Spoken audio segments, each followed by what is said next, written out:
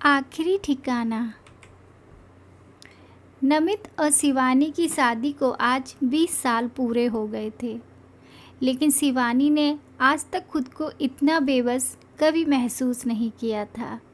सब कुछ होते हुए भी शिवानी को न जाने किस बात का गम था।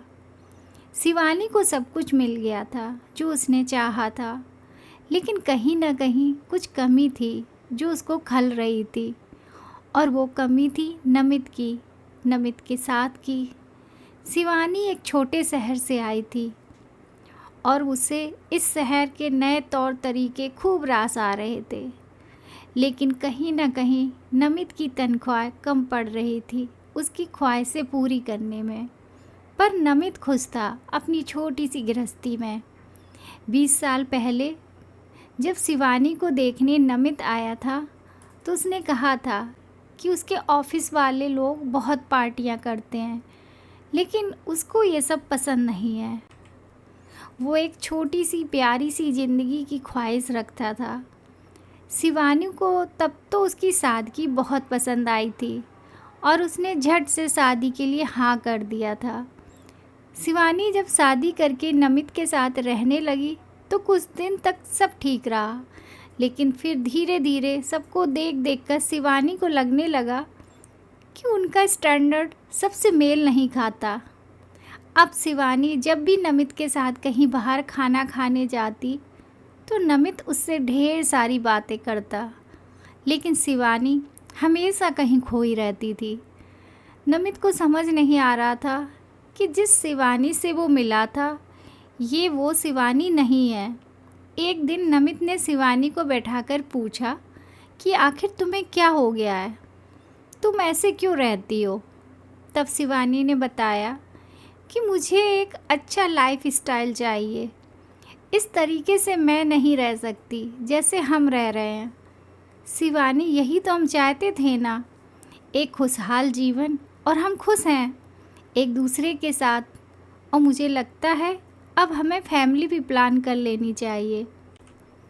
नहीं नमित, हम फैमिली तभी आगे बढ़ाएंगे जब तुम एक अच्छी सी नौकरी पकड़ोगे और तुम्हारी अच्छी तनख्वाह होगी, वरना इस सैलरी में तो हम दोनों का गुजारा ही बड़ी मुश्किल से चलता है। शिवानी, हम खुश ही हैं, और तुम्हें क्यों ऐसा लगने लगा है कि हम अपना परिवार अच्छे से नहीं चला पाएंगे। बस नमित, मुझे कोई बहस नहीं करनी, मैं अपना फैसला नहीं बदलूंगी। नमित ने शिवानी को विश्वास दिलवाया कि वो नौकरी बदल देगा और जैसा शिवानी चाहती है वो वैसा ही करेगा। सच नमित, कहते हुए शिवानी नमित के गले लग गई, लेकिन उसके दिल में उठ रहे तूफान को नहीं पहचान सकी। अब नमित ने नौकरी बदल दी और धीरे धीरे वो इतना व्यस्त रहने लगा कि रात को देर से घर लौटने लगा, पर पैसा आने लगा था। शिवानी खुश थी। अब वो एक बेटे की माँ थी और जो ऐशो आराम उसे चाहिए थे वो सब नमित ने उसे ला कर दिया। उन्होंने बंगला ले लिया था, नौकर चाकर गाड़ी सब था उनके पास। बेटा बड़ा हो गया था और पढ़ने के लिए विदेश चला गया था, और शिवानी इतने बड़े बंगले में अकेले रहने लगी थी। नमित काम के सिलसिले में अक्सर बाहर रहने लगे थे। एक दिन शिवानी अकेले खड़ी अपने गार्डन को देख रही थी तो उसने नमित को फ़ोन किया और पूछा कि आप किस टाइम तक आएंगे। तो नमित ने जवाब दिया कि आज मैं जल्दी घर आ जाऊंगा और हम डिनर साथ में करेंगे। शिवानी खुश हो गई और जल्दी से खाने की तैयारियों में लग गई। खानसामे को उसने खाना बनाने के लिए मना कर दिया और बोला, आज मैं खुद नमित के लिए खाना बनाऊंगी जैसे पहले बनाती थी।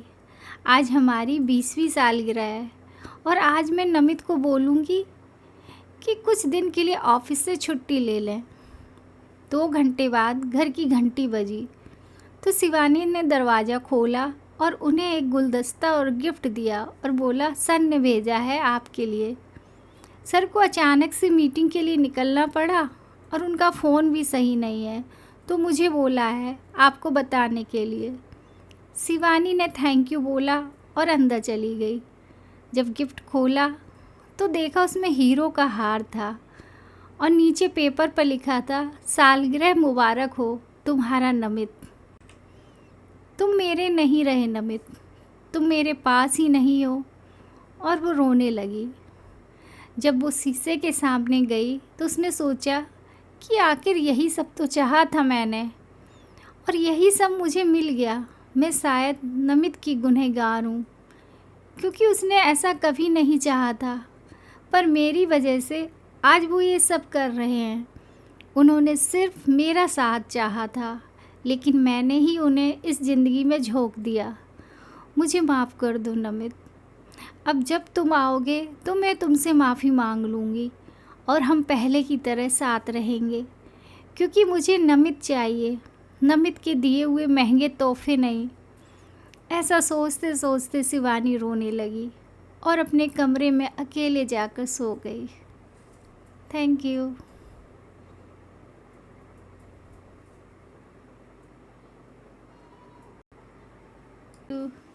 अगर आपको हमारी ये कहानी पसंद आई तो please like, share and subscribe ज़रूर कीजिएगा, ताकि मैं आपको और अच्छी अच्छी कहानियाँ सुना सकूं।